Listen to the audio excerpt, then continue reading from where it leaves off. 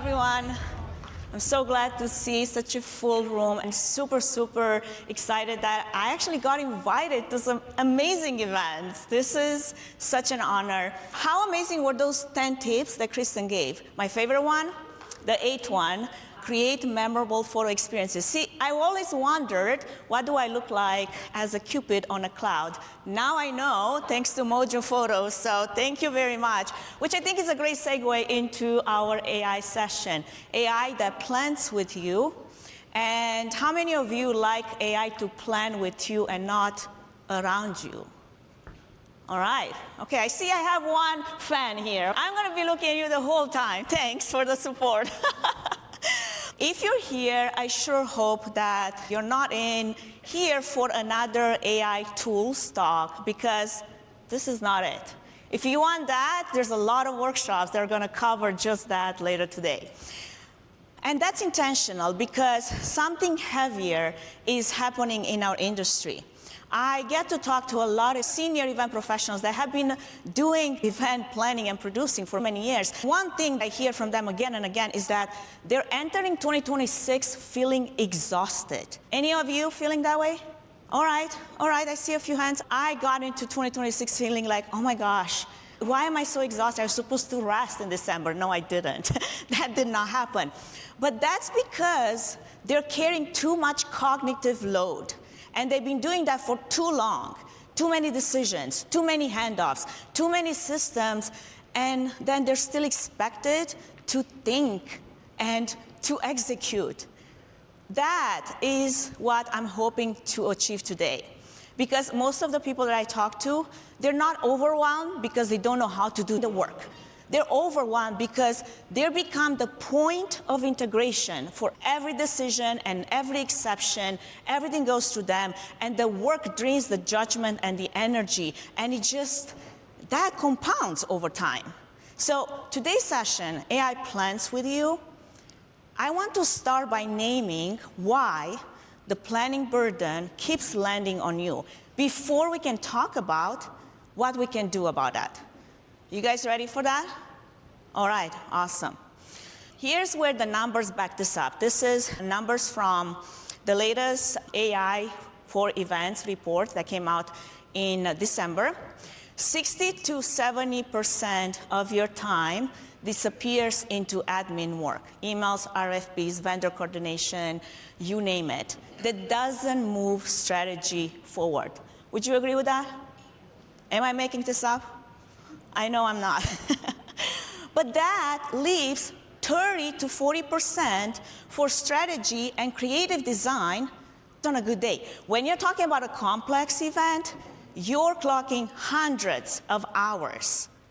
And inside that workload, you're still expected to think clearly and to make sound decisions and to be creative and to lead people well. Sometimes you have to do that through a lot of uncertainty. Last year was a great example of what that looked like. Events are one of the few industries where systems don't get years to mature. The deadlines are fixed, the complexity is real, and the failure is very visible. When you fail, everybody knows, and that's not a good feeling. Event work is such a clean pressure point for how work is being designed. This is usually when someone comes to me and says, we tried AI, but it didn't work for us. They adopted a system, and they really, truthfully, genuinely hoped and expected it to save them time. And instead, what happened, it created more work. It produced outputs that were technically correct, but really operational useless. Or it accelerated decisions that were not yet ready to make. And those moments highlight a work design failure, not necessarily a technology one. When you automate on top of a system or a workflow or a process that is broken, you don't get relief. You just get amplification. That's why so many early AI experiments feel disappointing, not because the tools are weak, but because the underlying work has never designed to be shared or audited or scaled in the first place. And with that, a quick introduction. My name is Anca Platon Trifan. I've been working in events, producing events on the production side for 20 years. I've also been stressing, and when I mean stressing, really stressing AI in real event experiences. I've ran hackathons, I've run events where we use AI from A to Z, really putting it to test. I'm also the host of Events Demystified podcast, and if you're here tomorrow afternoon, we're gonna have a live taping of the podcast here on stage with some amazing professionals from Canada. On top of that, I'm also the founder of Fit for Events, and that comes from my bodybuilding journey, running Ironmans, and being physically active, which keeps me sane in this very crazy industry. But it's what informs a lot of the decisions and the discipline that I put behind systems to protect the judgment and make the work sustainable. The planning process most of you are operating inside was built to move through maybe 1-3 key people who remember everything, absorb everything, and then make the judgment calls that keeps the work moving. Now, that works for a certain size event and breaks everywhere else. When AI enters that system, it doesn't hide the problem, it exposes it. What shows up first is unclear outputs. The system is trying to produce something usable, but it's being fed inputs that were not aligned to an outcome. So instead of clarity, what you get is fragmentation. The system is asking for clarity, not just any kind of clarity, but operational clarity. What are we actually trying to produce? What does done look like? Then it's asking for authority. Who decides when priorities conflict? And in many teams, that authority lives implicitly in one person, but it's not necessarily documented in the system. And then it surfaces how decisions were never made clear, trade-offs and assumptions that someone was carrying mentally. And then the result, no surprise, the system amplifies unresolved priorities at scale. When you see that AI is exposing clarity and ownership and decision, the next question becomes unavoidable. What role have you been playing? Most event professionals are treated like executors. You're measured on output. Did the event happen? Was it successful? Was it on budget? And those metrics matter, right? But they don't decide the real work you're doing. In this role, you're very much reactive. You absorb a lot of the chaos, and success often looks like you're being very busy and holding everything together without letting it fail apart.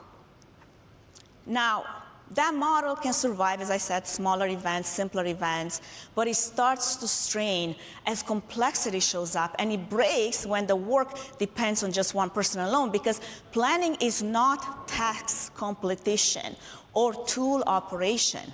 Planning is a leadership function.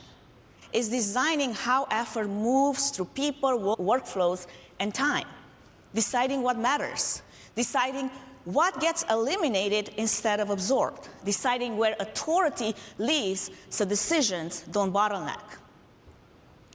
AI doesn't replace this work.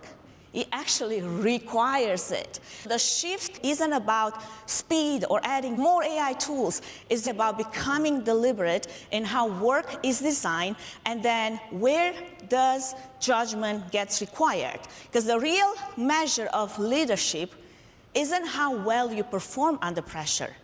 It's the quality of the decisions made before pressure even showed up.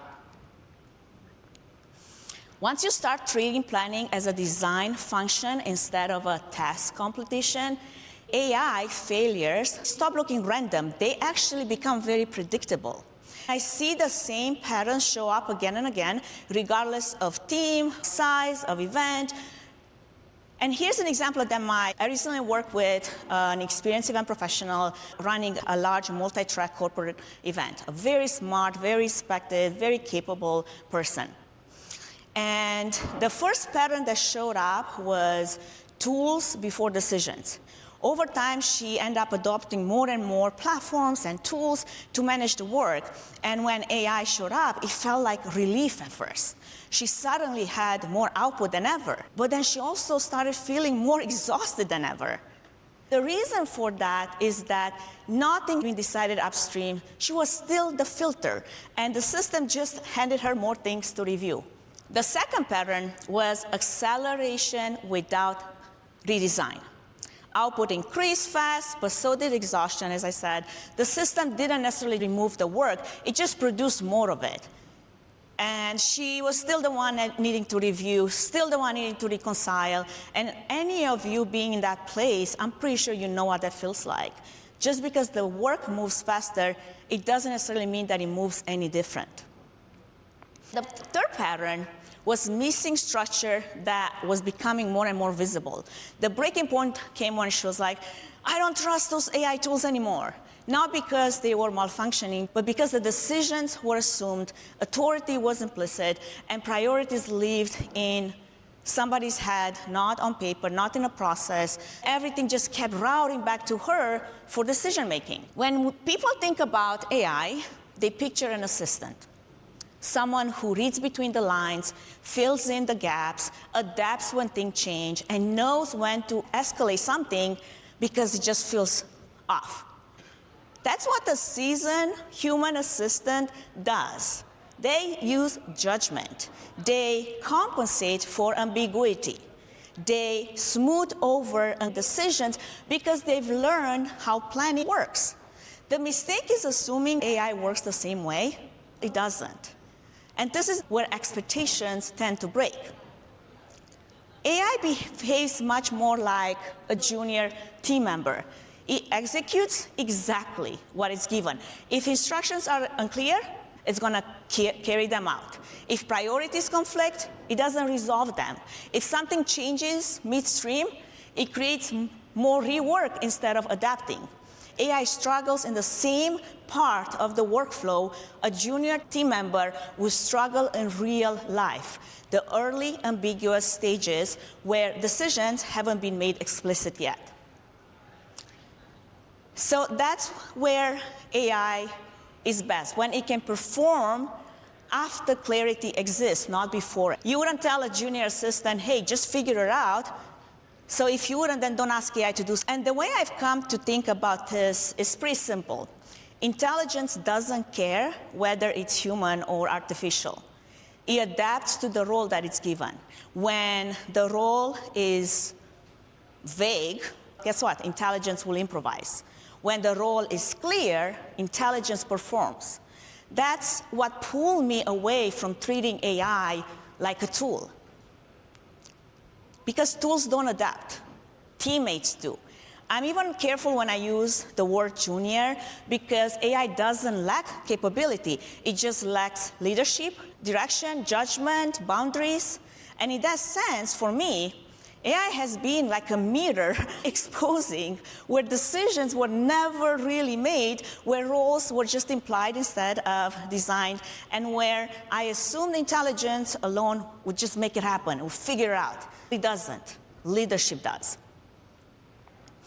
So for AI to add value, there are 3 leadership shifts that have to happen. These 3 shifts aren't random.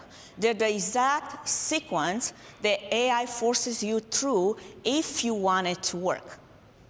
You guys want AI to work for you? You ready for it? The first shift, surprise, removing yourself as a single point of failure. Value only appears once context is externalized and shared instead of carried privately and compensated for with a bunch of effort and energy.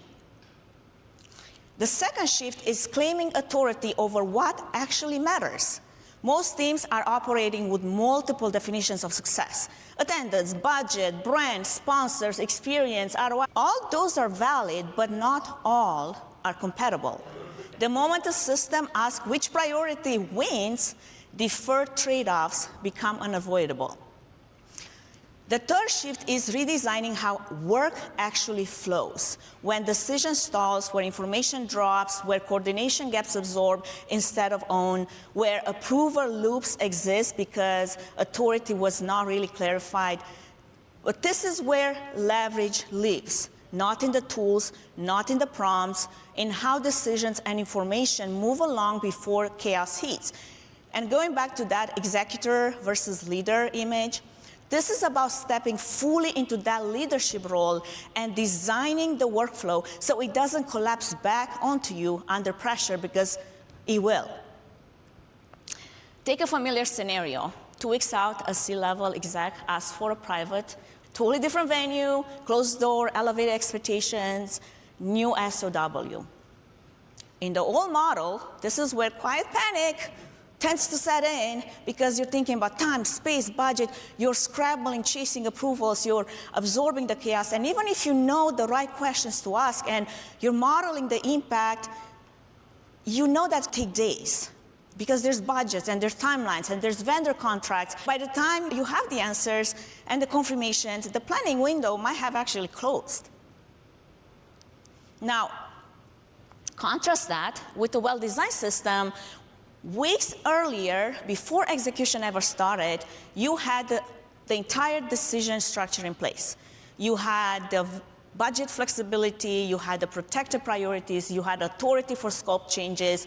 Those rules were made explicit and built into the workflow, so when the request comes in, you pause because you have the right inputs to ask AI to model the impact against those rules. You can present the decisions, and in under a minute, the trade-offs surface. Do we protect the brand experience? Where can we flex the budget?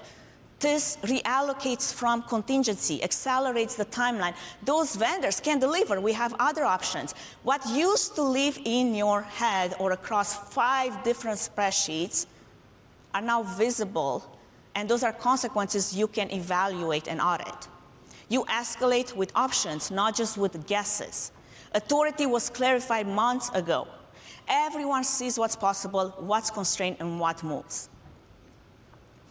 Only after that does AI execute it.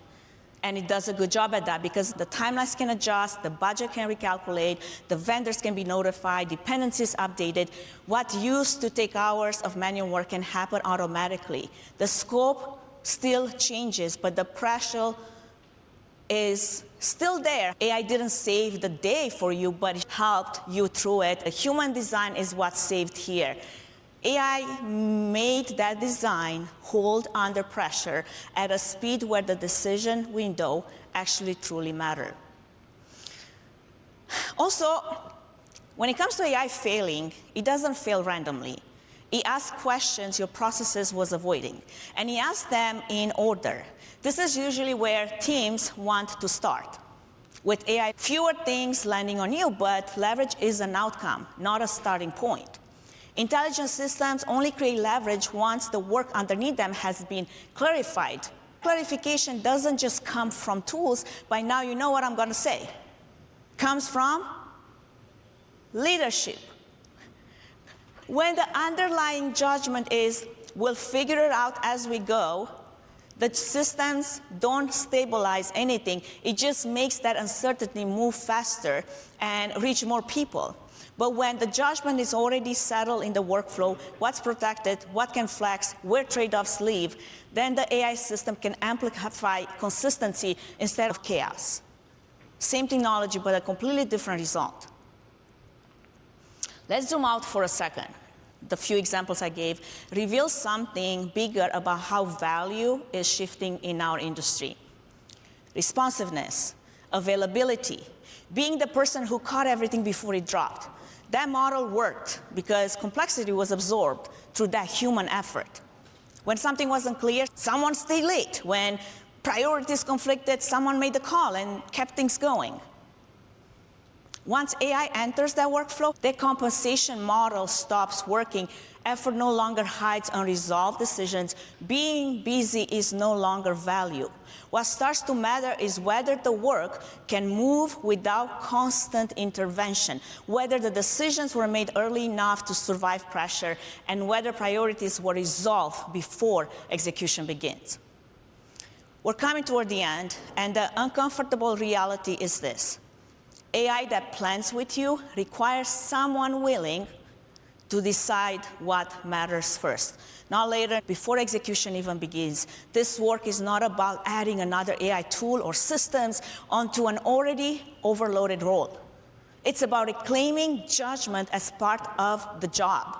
Value is moving upstream, away from output and responsiveness, and toward decision quality and intentional design. The question is no longer how much can you personally hold together. The question is whether the workflow that you've created can survive without everything having to constantly route back through you. When that design is in place, AI becomes a leveler for capacity, not speed for speed's sake, but margin, more space to think, more control over priorities, more confidence that change won't trigger chaos. Everything we talked about today points to this one shift. You're not an event professional trying to work harder or move faster with AI. You're a leader learning to be more deliberate. Deliberate about what matters, deliberate about what cannot move, deliberate about where trade-offs live and who owns them. That's the work AI makes visible. Not execution, but decision quality. AI doesn't reward hustle, it rewards clarity. And when planning is treated as a leadership function, AI stops creating pressure and starts creating capacity, not speed. This session was just the front door. I intentionally kept tools away from this conversation because this is not implementation, this is orientation. You don't reduce overload by just adding smarter instructions on top of a system that was never designed to carry the weight. As a bodybuilding competitor, you don't just decide to jump on stage one day. You don't start with training and presentation. That only works after months or years of building the foundation, changing your body composition, dialing in nutrition, building lean muscle mass by training consistently and with progressive overload in mind. AI works just the same way. Show prep reveals how much work you actually put in. It doesn't replace the work. AI will do the same. Prompts, automation are the stage presentation. If the foundation isn't there, they don't fix much. The point of the session was to change how you see the work. And then if you're interested to know what the next step is, which is more practical, I have an invitation for you. And one today, I'm going to be presenting AIinevents. That's more of a workshop where we work through real scenarios and redesign the work before automation touches it. If this session helped you recognize the problem, the breakout is where we actually start designing the fix. I hope to see you there, but if you can make it, I won't be too sad. And for that, I invite you to stay connected still, because I want to know what you're working on. I have this QR code on the screens, and that's my LinkedIn profile, where I share a lot of thinking behind the work, AI tools, and AI news that impact our work. And then I invite you to be part of the conversation tomorrow afternoon when we're going to record live. It's all about conversations that matter. Thank you so much for your time. I'll see you in one of the other sessions.